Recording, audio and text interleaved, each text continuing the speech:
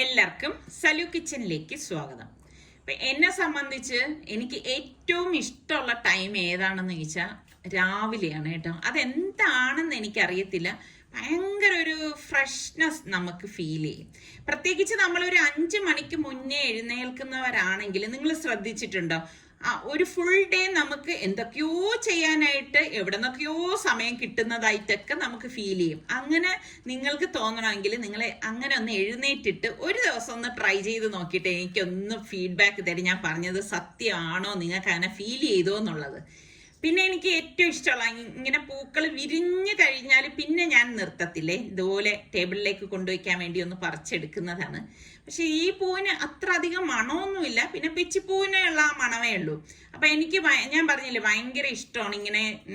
ഞാനിങ്ങനെ ടീപ്പോയിൽ ഡെയിലി രാവിലെ ഇതുപോലെ പൂ കൊണ്ടുവയ്ക്കും കേട്ടോ.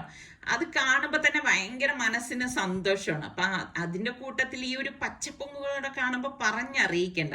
ഇതാണ് ഞാൻ പറഞ്ഞത്, നമുക്കൊരു മനസ്സിന് സന്തോഷം കിട്ടുന്ന കാര്യങ്ങൾ നമ്മൾ രാവിലെ ചെയ്തു കഴിഞ്ഞാൽ ഭയങ്കര ഉഷാറായിരിക്കും. പിന്നെ ഞാൻ മെയിൻ ആയിട്ട് ചെയ്യുന്ന കാര്യമാണ്, ഞാൻ പല പ്രാവശ്യം പറഞ്ഞിട്ടുള്ളതാണ്, വെള്ളം കുടിക്കുന്നതിനെ കുറിച്ച്.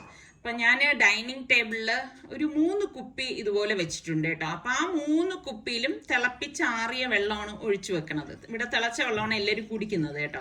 അപ്പൊ നമുക്ക് എല്ലാവർക്കും വെള്ളം കുടിക്കാൻ ഭയങ്കര മടിയാണ്. ഇപ്പൊ റിച്ചു ഉണ്ടെങ്കിൽ, ഇപ്പൊ ഇവിടെ റിച്ചു ഉണ്ട് കേട്ടോ. അപ്പം റിച്ചു ഉള്ളത് കൊണ്ട് വെള്ളം കൂടുതൽ അവ നന്നായിട്ട് കുടിക്കും കേട്ടോ.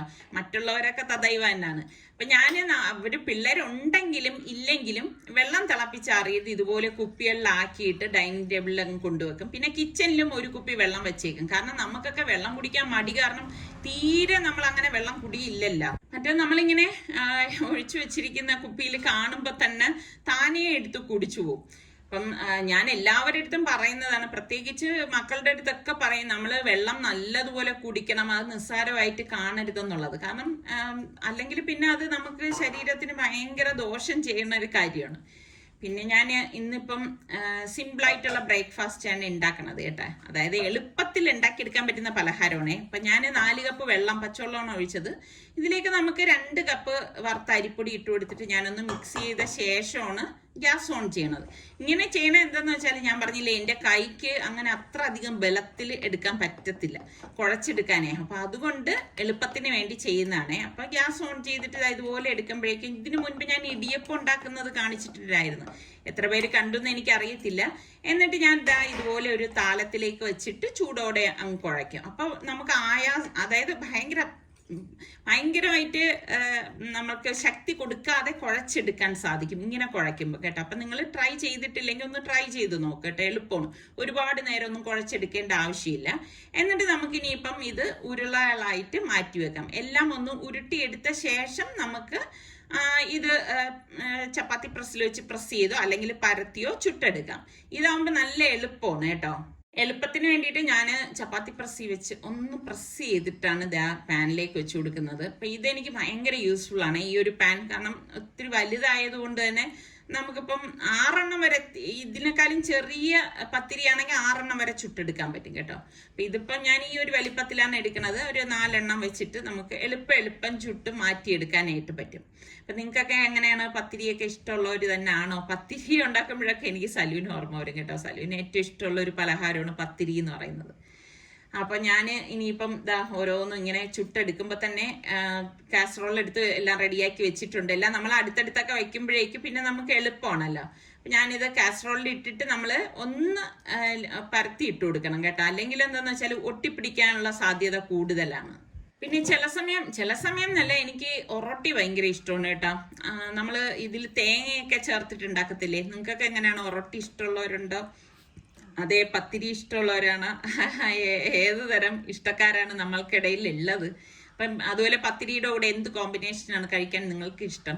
അപ്പം ചിലപ്പോൾ ഞാനിവിടെ മടി വരുമ്പോഴൊക്കെ ഈ നമ്മളുടെ ബനാന സ്റ്റൂ ഉണ്ടല്ലോ, അതുണ്ടാക്കി വയ്ക്കും കേട്ടോ. ഇന്നിപ്പോൾ രാവിലെ നിസ്സാറിക്ക ബീഫ് വാങ്ങിച്ചുകൊണ്ട് വന്നിട്ടുണ്ടായിരുന്നു. അപ്പം ഇനിയിപ്പോൾ ഇത് കഴിഞ്ഞിട്ട് വേണം അതിനി റെഡിയാക്കാനുള്ളത്. അപ്പം ഞാൻ ബീഫ് എല്ലാം കഴുകി എടുത്തിട്ട് വന്നിട്ടുണ്ട്. അപ്പം ഞങ്ങൾക്ക് ഇവിടെ എല്ലുള്ള പീസാണ് ഇഷ്ടം കേട്ടോ. ഇവിടെ മക്കളൊക്കെ ഉണ്ടെങ്കിൽ അവർക്ക് അങ്ങനെ എല്ലിനോടൊന്നും വലിയ താല്പര്യമില്ല. പിന്നെ റിച്ചു ഏത് വേണമെങ്കിലും കഴിച്ചുള്ളൂ, അതുകൊണ്ട് അതൊരു പ്രശ്നമില്ല. അപ്പം ഞാൻ അതിലേക്ക് വേണ്ടിയിട്ടുള്ള സവാള അവിടെ നിന്നപ്പോൾ ഭയങ്കര ചൂട്. അപ്പോൾ പിന്നെ ഡൈനിങ്ങിൽ വന്നിരുന്നാണ് ഞാനിപ്പോൾ സവാളയെല്ലാം ഒന്ന് ക്ലീൻ ചെയ്ത്. പിന്നെ ഞാൻ എന്താ ഇനിയിപ്പം ഇതൊന്ന് സ്ലൈസ് ചെയ്തെടുക്കുകയാണ്. ഈ സ്ലൈസ് ചെയ്യുന്നതൊക്കെ എൻ്റെ മൂഡ് പോലെ ഇരിക്കും കേട്ടോ. ചിലപ്പോൾ ഞാൻ ചോപ്പറിലിട്ട് ചോപ്പ് ചെയ്തെടുക്കും. പിന്നെ ഇതുപോലെയുള്ള നമ്മൾ ഈ ഇറച്ചിക്കൊക്കെ ഇങ്ങനെ സ്ലൈസ് ചെയ്തിട്ട് നമ്മൾ കറി വെക്കുമ്പോഴാണ് നല്ല ടേസ്റ്റ് ആയിട്ട് എനിക്ക് ഫീൽ ചെയ്തിട്ടുള്ളത് കേട്ടോ. അല്ലെങ്കിൽ പിന്നെ കൊച്ചുള്ളി ആയിരിക്കണം. ഇതിപ്പം ഞാൻ കൊച്ചുള്ളി അല്ലല്ലോ എടുത്തിരിക്കുന്നത്, സവാളയല്ലേ. അപ്പം സവാളയെല്ലാം ഞാൻ എന്താ ഇവിടെ സ്ലൈസ് ചെയ്തെടുത്തതിനെ ഒരു പ്ലേറ്റിലേക്ക് മാറ്റുവാണ്.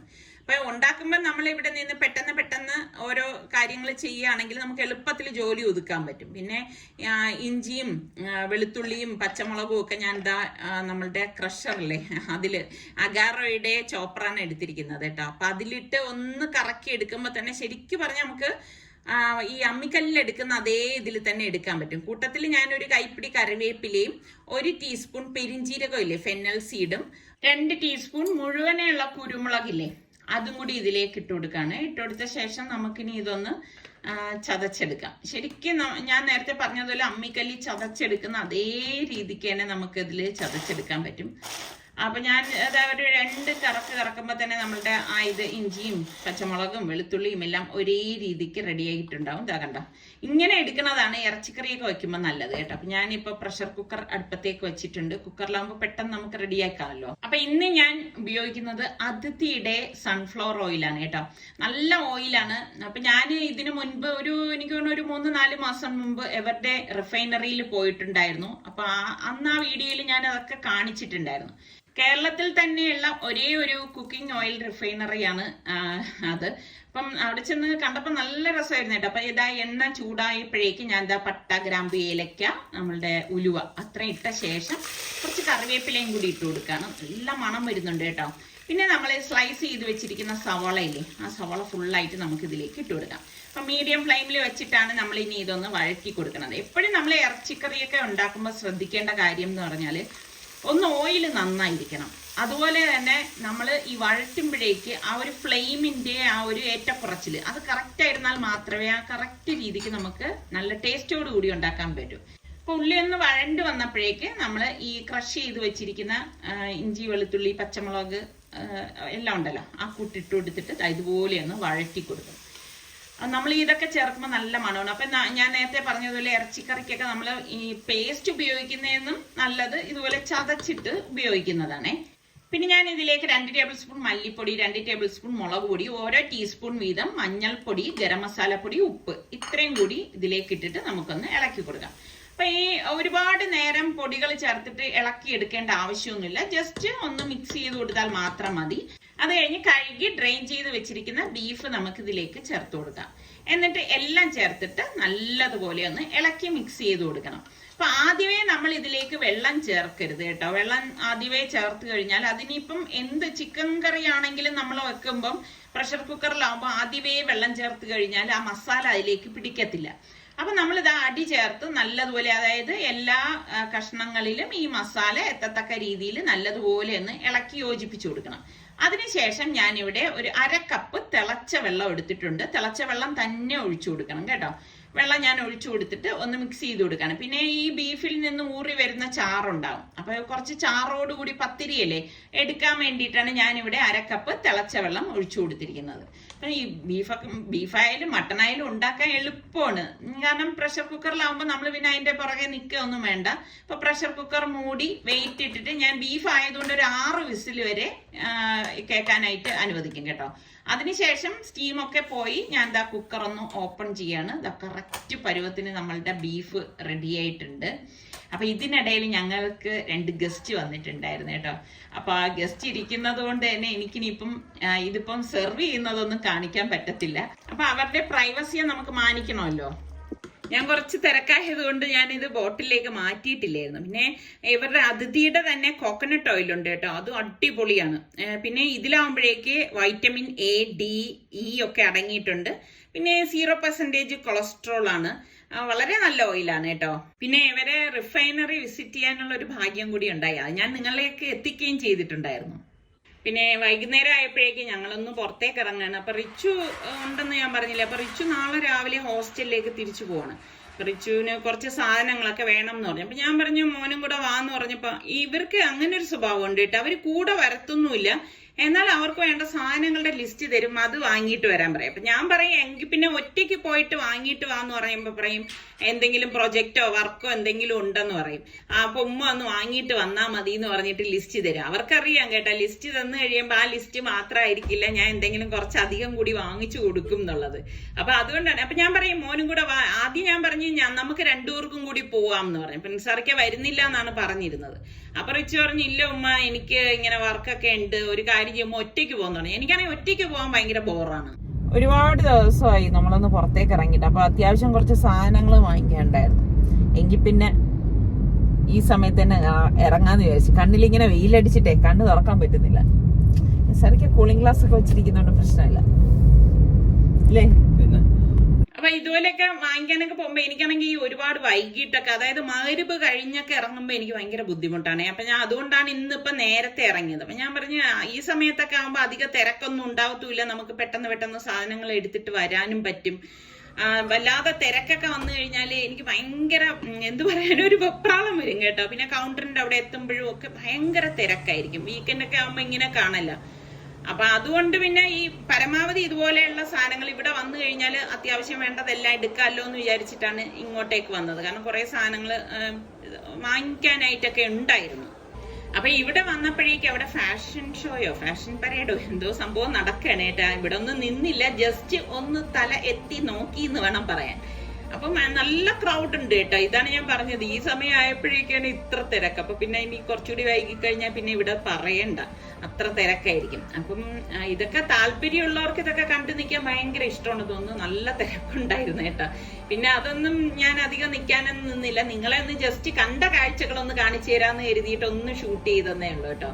പിന്നെ ഇവിടെ വന്നു കഴിയുമ്പോഴേക്ക് ഞാൻ ആദ്യമേ നമ്മുടെ ഗ്രോസറി സെക്ഷനിലേക്ക് പോകത്തില്ല കേട്ടോ. ഞാൻ നിസാറിക്കടുത്ത് പറയും ഇവിടെ ഒക്കെ ഒന്ന് കയറിയിട്ട് പോകാന്ന് പറയും. ഇതുകൊണ്ടാണ് നിസാറിക്കൊക്കെ എന്റെ കൂടെ ഇവിടെ ഒക്കെ വരാൻ ഭയങ്കര മടി. ഇപ്പൊ മുമ്പൊക്കെ ആണെങ്കിൽ ഞാൻ ഒറ്റയ്ക്ക് കാറിൽ വരുമായിരുന്നു. പക്ഷെ ഇപ്പൊ എനിക്ക് ഞാൻ നേരത്തെ പറഞ്ഞതുപോലെ കൈക്ക് വയ്യാത്തത് കൊണ്ട് ഞാൻ കാറും തീരെ എടുക്കാറില്ല. പിന്നെ നേരെ ഫുഡ് കോർട്ടിൽ വന്നു. അപ്പൊ നമ്മള് പിസ്സ കഴിക്കാന്ന് പറഞ്ഞു നിസാറിക്ക. അപ്പം ഇതാ നമുക്ക് രണ്ടുപേർക്ക് മാത്രമേ ഉള്ളതാണ് വാങ്ങിയത് കേട്ടോ. റിച്ചുവിന് ഇനി പാഴ്സൽ വാങ്ങിച്ചിട്ട് പോകത്തേ ഉള്ളൂ. അപ്പൊ നമ്മൾക്ക് രണ്ടുപേർക്കും കഴിക്കാനുള്ള ചെറിയ പിസ്സയാണ് വാങ്ങിച്ചത്. കൂട്ടത്തില് ഗാർലിക് ബ്രെഡ് വാങ്ങിച്ചിട്ടോ, ചീസ് ഗാർലിക് ബ്രെഡ്. അതെനിക്ക് ഭയങ്കര ഇഷ്ടമാണ് കേട്ടോ. അത് വെറുതെ കഴിക്കാൻ നല്ല ടേസ്റ്റാണ്. പിന്നെ അതൊക്കെ കഴിഞ്ഞ ശേഷം പിന്നെ ഇതുപോലെ 1-2 ഷോപ്പിലൊക്കെ ഇടയ്ക്കൊന്ന് കയറി. അത് കഴിഞ്ഞിട്ടാണ് പിന്നെ സാധനം വാങ്ങിക്കാനായിട്ട് വന്നത്. അപ്പം എനിക്കാണെങ്കിൽ ഇത് അവിടെ നമ്മൾ വന്നപ്പോഴേക്കുണ്ട് ഇതാ ക്രിസ്മസ് പപ്പയൊക്കെ നിൽക്കുന്നുണ്ട്. കുറെ പേര് അവിടെ നിന്ന് ഫോട്ടോസൊക്കെ എടുക്കുന്നുണ്ട്. ഇനിയിപ്പം ക്രിസ്മസ് ഒക്കെ വരുന്നത് പ്രമാണിച്ച് ഇങ്ങനെയുള്ള കുറെ ഡെക്കറേഷനും കാര്യങ്ങളും ഒക്കെ അവിടെ ഉണ്ടായിരുന്നു കേട്ടോ. ഇവിടെ ഞാൻ പ്രതീക്ഷിച്ചതിനേക്കാൾ ഏറെ തിരക്കായി പോയി കേട്ടോ. എനിക്കാണെങ്കിൽ കുറച്ച് വെജിറ്റബിൾസും കാര്യങ്ങളും ഒക്കെ എടുക്കണമായിരുന്നു. പക്ഷെ ഈ തിരക്ക് കണ്ടപ്പോഴേക്കും ഞാൻ വിചാരിച്ചു വേണ്ടാന്ന് വിചാരിച്ചു. കാരണം ഞാൻ പറഞ്ഞില്ലേ, പിന്നെ കൗണ്ടറിലൊക്കെ വന്ന് നിൽക്കുമ്പോഴും ക്യൂ നിന്നിട്ട് അപ്പൊ നിസാർക്ക് പറഞ്ഞു വേണ്ട, അവിടെ നിന്ന് വല്ലതും വാങ്ങിക്കാമെന്ന് പറഞ്ഞു. പിന്നെ അത്യാവശ്യം വേണ്ട സാധനങ്ങളെല്ലാം എടുക്കാൻ പറഞ്ഞു. അങ്ങനെ അതെല്ലാം എടുത്തു. എനിക്കാണെങ്കിൽ ഇങ്ങനെ ഈ ഫ്രൂട്ട്സ് ഒക്കെ കട്ട് ചെയ്ത് വെച്ചിരിക്കുന്നത് കാണാൻ ഭയങ്കര ഇഷ്ടമാണ് കേട്ടോ. അപ്പൊ ഞാൻ വിചാരിക്കും എന്തുകൊണ്ട് നമുക്ക് വീട്ടില് ഫ്രൂട്ട്സ് ഒക്കെ ഉള്ളപ്പം ഇതുപോലെ കട്ട് ചെയ്ത് ഫ്രിഡ്ജിലേക്ക് സൂക്ഷിച്ചുകൂടാ. ഇങ്ങനെയൊക്കെ കട്ട് ചെയ്ത് വെച്ചിട്ട് കഴിക്കുമ്പോൾ നല്ല രസമായിരിക്കും അല്ലേ. പിന്നെ ഇങ്ങനെയൊക്കെ ഷോപ്പിംഗ് മാളിൽ വരുമ്പോൾ ഉള്ളൊരു പ്രശ്നം എന്താന്ന് വെച്ചാൽ നമുക്ക് ആവശ്യമുള്ളതിലേറെ അനാവശ്യമായിട്ടുള്ള സാധനങ്ങളാണ് കൂടുതൽ നമ്മൾ എടുക്കുന്നത്. അത് തന്നെയാണ് അവരുടെ ഷോപ്പിംഗ് ട്രിക്സ് എന്ന് പറയുന്നത് അല്ലേ. നമ്മൾ ഒന്ന് കടയിൽ കയറി കഴിഞ്ഞാൽ പിന്നെ നമുക്ക് ഈ പറഞ്ഞ മാതിരി എല്ലാവരുടെ കയ്യിലും വലിയ വലിയ ട്രോളിയും കാര്യങ്ങളും ഒക്കെയാണ് ഇരിക്കുന്നത്. അത് നിറച്ച് സാധനങ്ങളും കാണും. അപ്പൊ ഞാൻ ഇപ്രാവശ്യം പരമാവധി ഒരു പിടിത്തം പിടിച്ച് എനിക്ക് വേണ്ടത് മാത്രം ഉള്ള സാധനങ്ങളാണ് ഞാൻ എടുത്തത് കേട്ടോ. അതുകൊണ്ട് പിന്നെ അധികമായിട്ടൊന്നും എടുത്തിട്ടുമില്ല. ഇപ്പൊ നമ്മൾ ഇവിടെ നിന്നൊക്കെ ഇറങ്ങിയപ്പോഴേക്ക് ഇതാ ഇരുട്ടായി തുടങ്ങി. അപ്പൊ ഇനിയിപ്പം നേരെ വീട്ടിലേക്കാണ് പറഞ്ഞാൽ കുബൂസ് എടുത്തിട്ടുണ്ട്, രാവിലത്തെ ബീഫ് കറിയുണ്ട്. അപ്പൊ അത് രണ്ടും കൂട്ടിയിട്ട് കഴിക്കാമെന്ന് വിചാരിച്ചു. ഇന്നത്തെ നമ്മളുടെ പ്രഭാതമാണ് ഈ കാണുന്നത്. അപ്പൊ രാവിലെ തന്നെ റിച്ചുവിനെ റെയിൽവേ സ്റ്റേഷനിൽ വിട്ട് പിന്നെ നിസാറിക്ക പള്ളിയിലും പോയിട്ടാണ് ഇവിടേക്ക് വന്നത്. പിള്ളേരൊക്കെ നിന്നിട്ട് പോകുമ്പോ ഭയങ്കര ഒരു മൂകതയാണ്.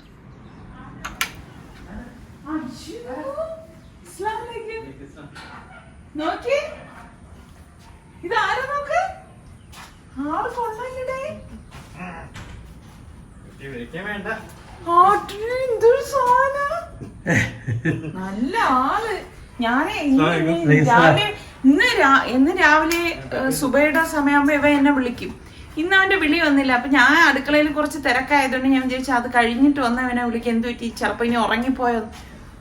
ഒരു വാക്കുകൊണ്ടത് വന്നു നോക്കിക്കേ. ഞാൻ നോക്കിയപ്പോ പെട്ടി അവിടെ ഇരിക്കുന്നുണ്ട്, അതുകൊണ്ടാണ് നിന്നെ വിളിച്ചത്. കള്ളൻ. ഇപ്പൊ റിസ്വാൻ പോയതേ ഉള്ളൂടെ. റിസ്വാൻ ഇന്ന് രാവിലെ റിസ്വാനെ റെയിൽവേ സ്റ്റേഷനിൽ കൊണ്ട് വിട്ടിട്ട് സരക്ക് വന്നതേ ഉണ്ടായിരുന്നുള്ളൂ.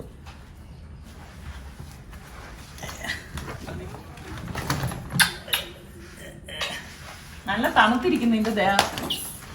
അങ്ങനെ രാവിലെ ബെല്ല് കേട്ടപ്പോഴേക്ക് ആരാണ് ഈ അതിഥി എന്നറിയാനാണ് ഞാൻ ഓടി വന്നത്. നോക്കിയപ്പോഴേക്കാണ് അതിഥിയൊന്നുമല്ല, നമ്മുടെ സുൽത്താനാണ്. എന്ത് ചെയ്യണമെന്ന് അറിയത്തില്ല, അപ്രതീക്ഷിത വരവായിരുന്നു.